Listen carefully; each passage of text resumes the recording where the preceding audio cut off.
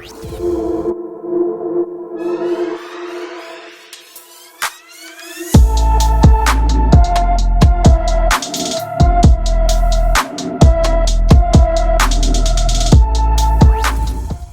up, everybody? I'm Blessed and Free. Welcome back to another episode of DOC TV. So you guys know what it is. Bring people on this channel. I like to hear people's story, and I guess you guys like hearing it too because you're still watching. So if you haven't and you're new to this channel, I talk about prison, jail, crime, corruption, the whole 9 yards. So hit that subscribe button and don't forget to turn your post notifications on all. So every time I drop an episode, you can hear it first. So we're just going to jump right into it. Why don't you go ahead and just tell the people what your name is and where you're from? My name's Emily. I'm from Metro Atlanta, about 20 minutes east of the city. All right, ATL. So what was life like did you grow up in ATL? Yeah, I grew up actually in the county I'm living in again. I had a great childhood, lower or middle to upper class, both parents at home, sports, the whole 9 yards, did good in school. Had a really normal childhood, actually. Everybody I interview, some of them do have normal childhoods. Most of them don't. So what made you veer off the path? I've always suffered with depression and anxiety as long as I can remember. Like even as a kid, I had trouble sleeping from like 3rd grade on. And I just kind of bottled it all up and ignored it as long as I could. In high school, I kind of fucked around a little bit. I got into meth for a couple years, but I put it down when I got married.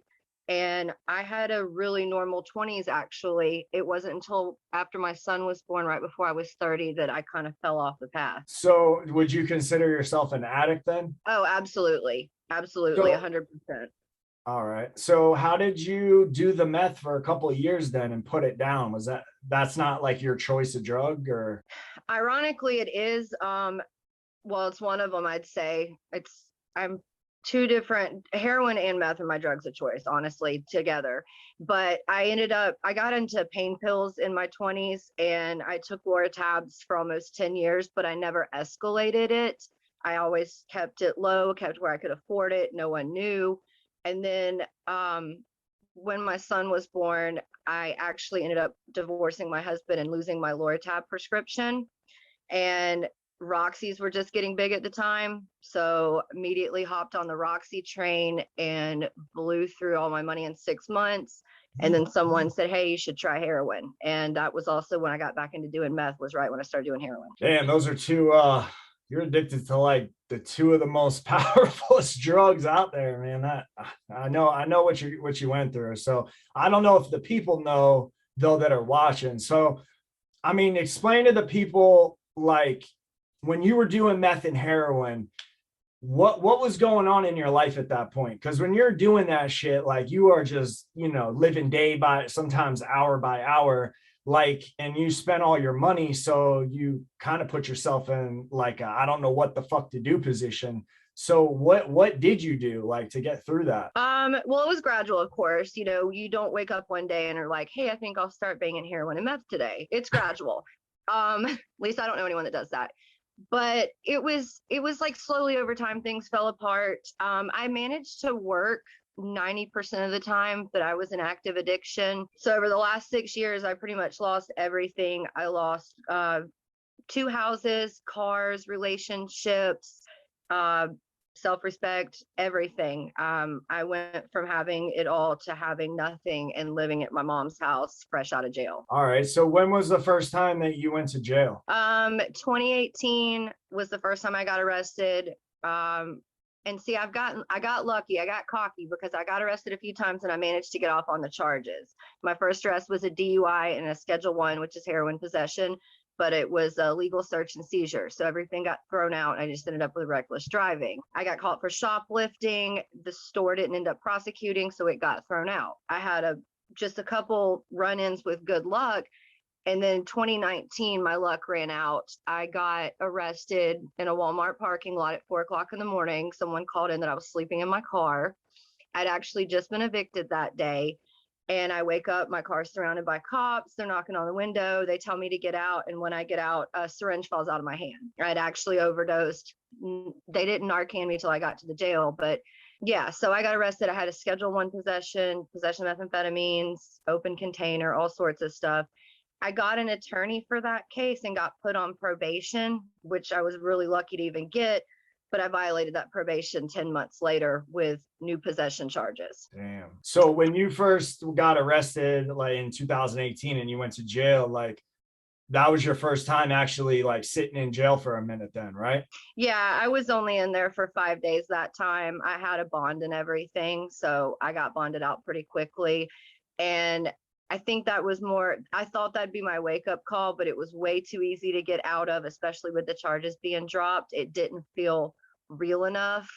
2019, when I sat in there for a month, that was when I was like, oh shit, maybe I should change something now. And I tried. I went and got on methadone, which was actually the stupidest thing I've ever done because, yeah, methadone, I will take being dope sick any day because that's over in a week. Methadone, it's been 4 months and I can still feel like crap from time to time because of the methadone. Damn. Yeah, I heard that shit like gets in your bones and shit. Yeah, that's no joke. That's that liquid handcuffs, man. So, well, when did you finally do like a good amount of time in jail? What was your longest bid that you did in jail? 3 months this last time. I got arrested in May and got out in August. All right. So, I mean, how was it for you going into jail? Because, you know, it's your first time when you're doing a little bit of time. It's you gotta get into the groove. You know what I mean? So, how did that go for you? Well, I was terrified of withdrawing more than anything else. Like the night that I got arrested,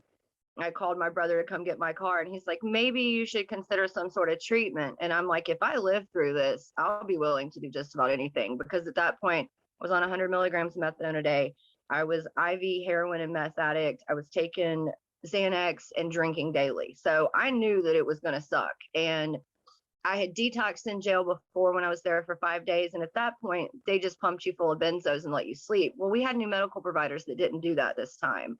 They would give you Subutex for 5 days, but I refused it. So I ended up not getting it. So Which is probably good though, because that's the same shit as methadone. And that's why I was scared to take it, because I had a prescription for Subutex or Suboxone for 5 years, and I had tried repeatedly to quit with that, and I never could make it work for me. So I would have taken it if I'd known that refusing it would mean I didn't get it. But at the same time, I was kind of glad to just get it all over with as quickly as possible. So when you were in jail, I mean, you know, I interview a lot of guys. I've interviewed some girls that have been to jail. So like explain to the people what it's like in the dorm, because I mean, I'm sure all those girls drama be popping off. So like when was the first time like you saw some shit in jail and you're like, damn, like it goes down in here? Well, shit, in the holding cell, there's a girl in there and she's coming in. She knows she's been sentenced to time. She's got like 6 months to do. And she's in the holding cell and she's like, man, as soon as we get upstairs, I'm gonna find a unit worker to fuck with. Unit workers are like, they're the porters, they're the girls that don't have to lock down, they can stay out in the pod. She's Yeah, like, like yeah, exactly. Yeah. She's like, I'm gonna find me a unit worker to fuck with, and then I can get all the perks and blah blah blah. And so I end up getting in the same dorm as this girl. And sure enough, like second day in, she finds this girl, starts talking to her. They get moved in the cell together. And then it's not a week before they get caught doing something they shouldn't be doing in the cell. So they were having sex in the cell and the officer walked in. So is that happening a lot when you were in there? Yes, absolutely. We have of course we have cameras, but they're not in the cells and they're not in like the multi-purpose. We have a multi-purpose room in all the dorms, and girls will always be running in there for 5 minutes, you know, trying to get someone to watch out for the deputy forms thing, go in there with their girlfriend. And the funniest part is, though, if they get caught, they get separated. They have a separation put on them. They'll then go to another dorm and do the same thing with another female a week later. Like they just get moved around from girl to girl. So like, is it girls that are coming in that got a man on the street and they're just in there doing what they do? Oh yeah, they'll be on the phone with their boyfriend, husband, whatever, hang up and immediately go start hooking up with this girl. And it's weird because they'll, you know, it's jail, so people are coming and going all the time. They just hop from one person to another. Doesn't matter what's going on at home. And the funniest part is when they get out, we have something we call jail amnesia, where you forget everything that happened while you were in there. So as soon as they get out, girls in there don't hear from them anymore. They're not writing them. They're not putting money on their books. It's like it never happened. Yeah, that's a lot of people do that, man. Like even in the guys, like you'll meet some, you come tight with people and they're gonna get out and they're always like, oh, I'm gonna write you and put money on your books. And you never hear from them. So when you were in there, did you end up hooking up with a girl? No, I always had a theory that I don't do jail ships. I don't do jail relationships. I know they're fake. I know nothing good's going to come out of it. I don't know. I just didn't how I did. That's just not how I did my time. I was really focused on getting in recovery and planning for what I was going to do when I got out. Well, you were smart to do that. What jail were you in? What county was that in? Gwinnett County Jail. It's actually Netflix has a series called First and Last that was filmed in Gwinnett Oh, County yeah, Jail. yeah, yeah. I saw that with the girls and shit, right? Yep, yep. And Oh, so it's definitely going down in that jail. That show was off the chain, bro. yeah, it's pretty crazy. And I was in the work dorm, the working unit actually. So everyone in there had a work detail. So we worked all over the jail. We did admissions, we did medical. I actually got to do an outside work detail and go to animal control every day, which is crazy because there's no fence once you get there. And you're just, you could leave if you wanted to, but wouldn't suggest it. But it was crazy. Yeah. I mean, we had privileged status. We got more trays. We got better food. And we had deputies that could be bargained with, which wasn't always in their best interest, but we can manipulate them if we have to.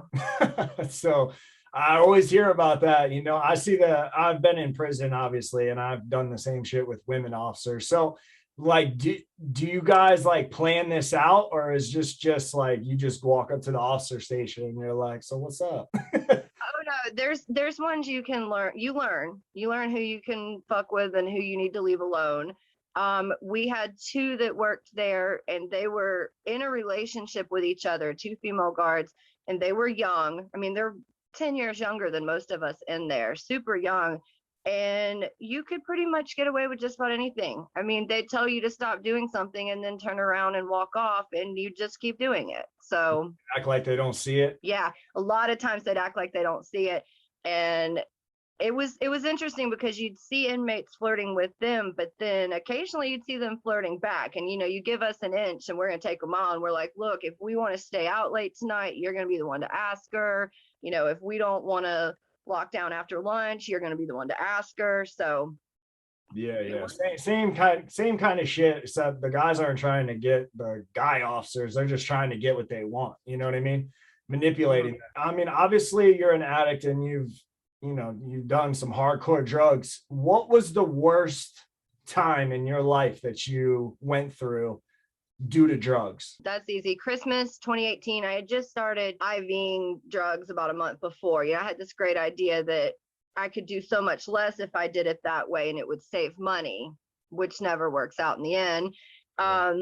So I was dating a guy who had actually gotten on Suboxone, gotten off heroin, and he thought I was IV using, but he didn't know for sure. Christmas Eve, he found all my stuff. He threw it away. So I spent Christmas Day completely dope sick and felt like the biggest piece of shit because my son was there and I couldn't hardly get up and do anything with him. And I just remember thinking, this is pathetic. This is terrible. It wasn't enough to make me change at the time, but it was definitely a low point in using. Yeah, and a lot of people don't understand that because there's some people that aren't addicts and they'll hear you make that statement that you had a son and that still wasn't enough. And most people don't understand that. You know what I mean? They're like, there's no way I would ever, because they've never been in that position. But I mean, so how long did it take you to be like, I need to straighten my life out? I want to be there for my kid. It took until this year, until getting arrested in May. And I knew when I got arrested being on probation, I was facing possible, revoking my probation, sentencing me for time to finish it out. I still had 2 years left on probation. And my brother is actually in one of the accountability courts in Gwinnett. So we have drug court, veterans court, mental health court, and it's treatment instead of sentencing. Basically, if you complete these outpatient drug programs, you can get your record wiped clean, and they're not easy. I mean, they are not easy. They probably have like a 30% success rate for who makes it through the whole thing. But my brother's about to graduate. He's done really good, and it's obvious the program saved his life. So when I got in there and I knew that I was looking at possibly some time, I applied for drug court and got accepted. And so that's what I'm doing now. I pled out of in August and got into drug court and got released. So if you violate drug court, does that automatically mean now you're going to prison? So there's two different things you can do. You can get sanctions in drug court, and that could be like for a missed drug test or missing a meeting or missing a call in, something like that. And then you can have a termination. And termination that's usually for people that have like repeated problems. I mean, they understand they're dealing with addicts, and relapse is a part of addiction. So you can relapse, you can fail drug tests, and you're not going to immediately get kicked out of the program. I mean, if they find out you're trafficking or, it's just happening over and over again, you can be terminated. To get into drug court, you have to plead guilty to all your charges. So they can hold that sentence over your head if they terminate you. So right now I have a 10-year suspended sentence where if I was to get terminated from drug court, I've already pled guilty to all my charges, including the possession charge I was on probation for, to get it all rolled into this. So if I fuck this up, I've already pled guilty and I have a 10-year suspended sentence in prison hanging over my head. Damn, girl, you better not fuck up, because I 10 years is a decade. That shit's a long time to do in prison. I don't care what anybody says. So yeah. How do you do it? Like, how do you go from, being woken up in a Walmart parking lot, basically throwing the syringe at the cop, like, here, hold this.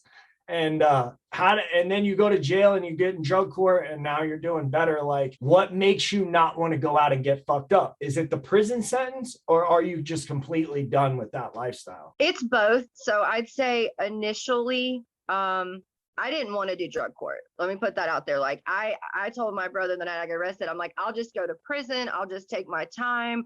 I have no interest in stopping. And then after 2 months of detoxing, I was like, you know what? I didn't die detoxing, which was my first fear. Like, I lived through that and I don't want to have to go through that ever again. I'm not young, I'm almost 40 and I'm not getting any younger. So I was, in a way, I'm glad that it happened like it did. I wasn't going to stop on my own. That was obvious. I just kept digging the hole deeper. So after having that intervention of sort, I didn't want to waste all that time I spent detoxing and just get out and fuck it all up over again. I'm ready to be done with it. I have no interest in going back to that life at this point. Yeah, and what you said is some real shit, that you couldn't stop because you didn't want to go through withdrawal. And a lot of addicts have that same mentality. They don't want to have to go through that withdrawal, or they go to jail like you, and instead of taking the drug court, they do a year in prison, like with your mind state, like, I don't want to quit, and they get out and they haven't done drugs in so long. Then when they go back to what they were using, and next thing you know, they're overdosed and dead. So, big props to you for, I mean, I know it's still a struggle, and I know, you still got shit hanging over your head, but you can do it. If I can do it, you can do it. You know what I mean? So that's the way I look at it. So what are some of the things being on drug court and having to do like all the shit they tell you to do? Like, what's your like daily struggle that you go through? The biggest part of it is it's a lot. I mean, drug court is essentially a intensive outpatient rehab. That's how they market it. It's outpatient rehab. So your place has to be approved where you're living. Most people go into like a sober living environment. I was lucky enough to be able to keep my apartment and come back to where I live.